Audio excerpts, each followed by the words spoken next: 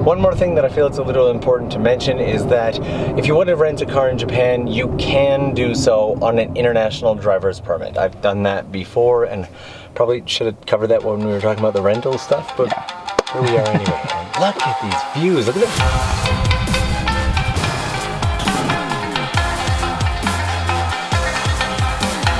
Right now we are at the base of Mount Fuji, and I thought this would be a good chance to share just a little bit with you about how to do a road trip in Japan. Kind of have a little fun and share what I can with you. So today we have decided, excuse the noise of the car, to use back roads only, no highways, just kind of the mountain roads as much as we can. So what's the first thing on our list? I think gas. We drove so much yesterday that I think we've only got like 1 bar left on our little gas meter, so in order to grab gas in Japan, there's only really 2 words you typically need to know, and that is regular gasoline, and mantan, because mantan means full tank, because most Japanese gas stations will just fill it up for you, but I've actually come out to a self-serve. You usually have to pay in advance, like choose an amount. And the only thing that's really different is when you're done, in order to get your change, you grab this little receipt and you bring it over to one of these change machines where you can just scan the barcode just like that and it spits out your change. It's only really confusing if you've never done it before, so let's get on the road.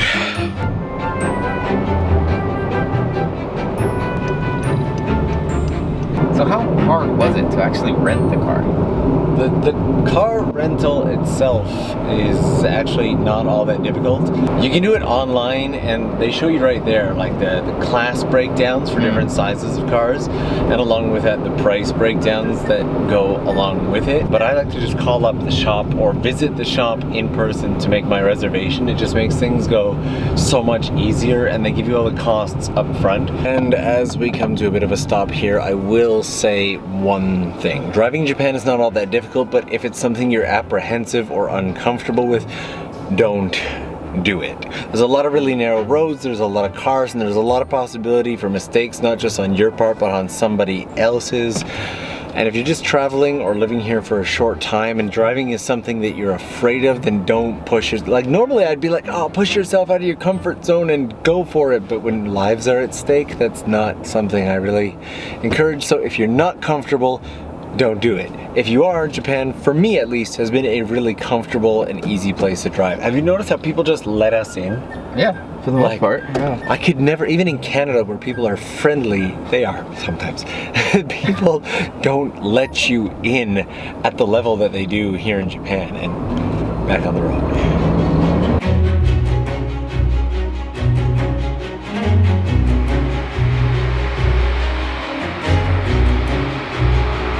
Alright, something that I actually think would be important to mention at this point is if you're driving in the mountains in Japan, definitely watch out for animals. We just had like a little boar run out in front of the car, and I've had to deal with things like monkeys and that in the past, so definitely be careful of animals. Wow, it is getting really, really foggy.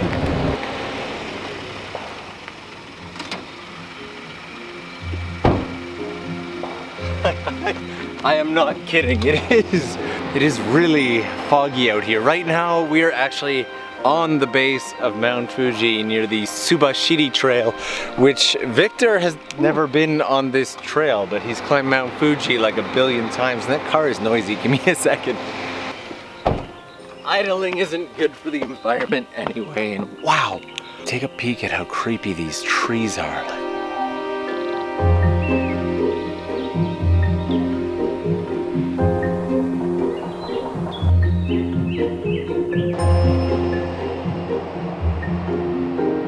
Did you ever see the movie Mist?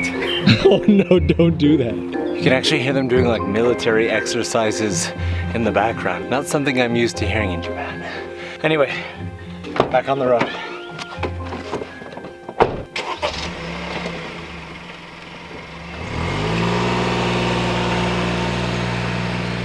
I'm actually really excited by these like foggy Mount Fuji roads, but Victor, who climbs pretty much every single year, not so much. not so much. I see this for hours on end.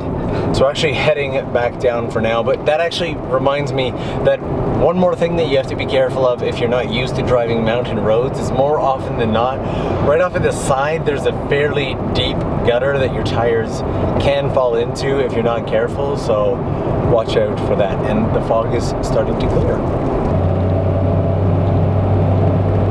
How you feeling about them curvy mountain roads, mate? Keep it smooth and we're good.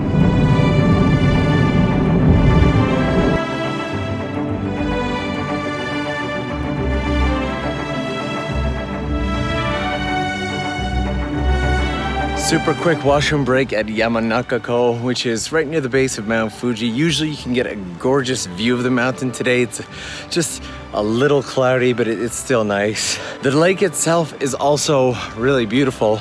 I just wanted to share this quick update with you guys before we get back on the road. Right now we are on the, what is it, 413? Yep, that's right. 413. It's basically a small mountainous road that connects us from that lake all the way to Sagamihara in the west side of Tokyo. And I've chosen this road specifically because it is pretty much the opposite of a highway. It's very curvy and windy, and that's actually something that I wanted to cover, that if you get motion sick or car sick very easily, I would not recommend taking backside roads in Japan. Yeah, there's a lot of, like, I've driven with friends who've been like, you gotta pull over, I'm gonna be sick. And that's with us, like, driving slow. Because you don't want to zip through these roads because people can just pop up around any corner.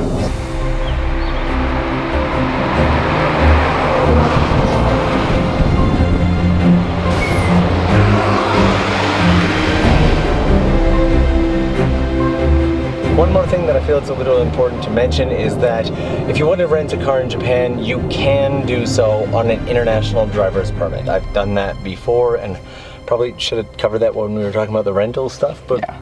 Here we are anyway. And look at these views. Look at the valley up there.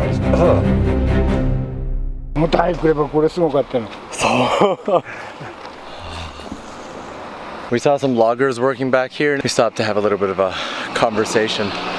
長仕事して20じゃ60の今80にもうちょっと前に来ればもう大きいのいっぱい倒して早いすごい早い一人で全部やっちゃうこれはここにトンネルができるためトンネル掘った土をここへ冷たいジュースでも持ってきてくれれば It turns out the two of them did all of this just by themselves. The younger guy claims that the older gentleman did the majority of the work. All in all, it was definitely worth a stop, but it's time to get back on the road now.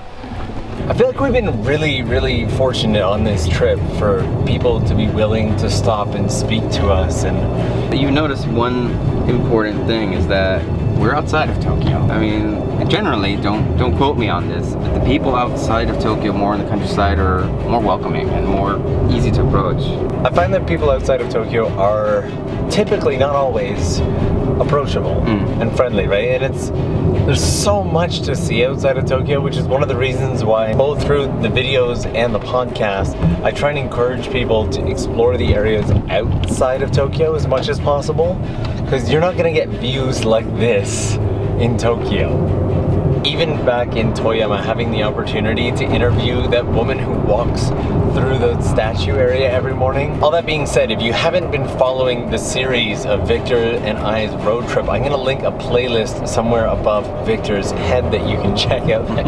We've been driving for like the last, what, 4 days? Yes. Have you had a favorite moment out of this whole thing yet? Oh gosh. Honestly, I think Taki Shrine was pretty worth it. Yeah, especially and we got the weather too. We wanted That's the only time in the trip we wanted bad weather, and it was the only time in the trip that we got bad weather.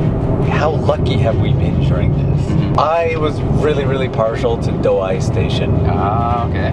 What part of Douai did you like the most, though? I just love the atmosphere of the entire place in general.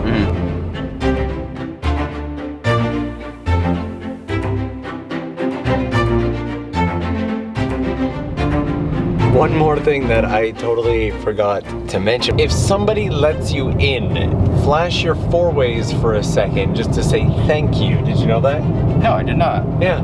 We're still on the 413. Yes. Okay, we stopped paying attention to where we were. We're like, are we lost? Which is kind of, you know, that's the point of the adventure, but at some point we do have to return the rental car. So we're pretty much right into the city now, and it's gotten late enough that the sun is just about going down. Look at this. It's way too fast. But at least we got a solid night's sleep. Last night was actually the first night that we get a full night of sleep. Every other night we had existed on 3 to 4 hours. So.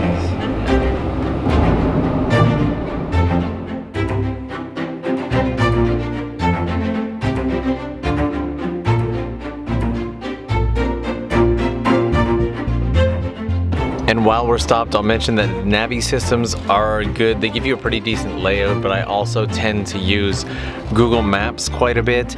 Usually I actually still use my little Wi-Fi router from iVideo. It's been good to me.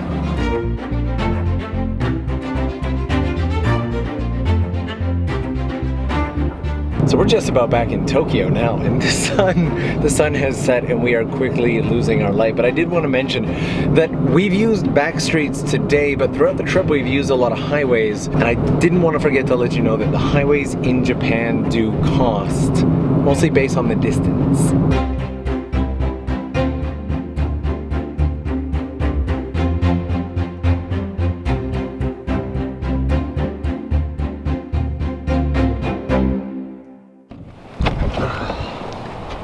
Alright, so it's time to drop off Victor and then go drop off the car. I think for the most part that's everything about doing a road trip in Japan. If I have missed anything at all, feel free to let me know down below, or if you just have any questions or you just want to. And also just a huge thank you to you, Victor, for helping plan all of this. This was Anytime. It was definitely a good time.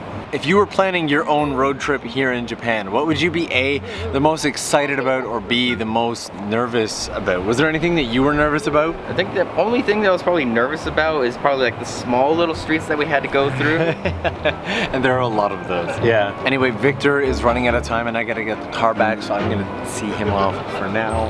Thanks, man. Anytime. Thank you. Good times, man. All right. You go, and I probably should have mentioned this while Victor was here with us, but he also has a YouTube channel that will be linked. He's just kicking it off, so go show him some love.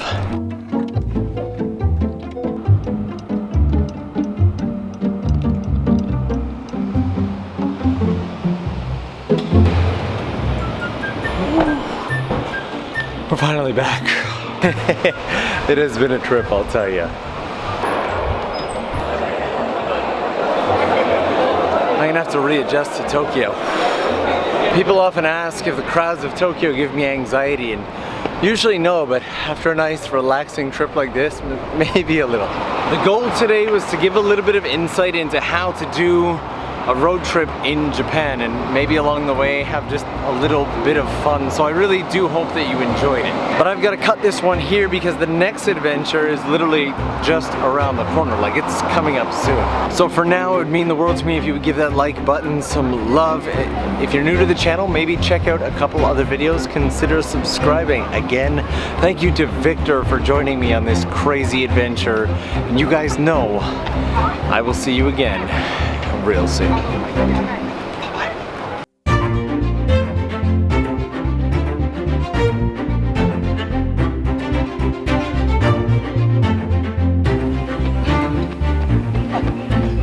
Seriously, every time I do have to run back and get the camera like this, it's kind of an adventure of its own.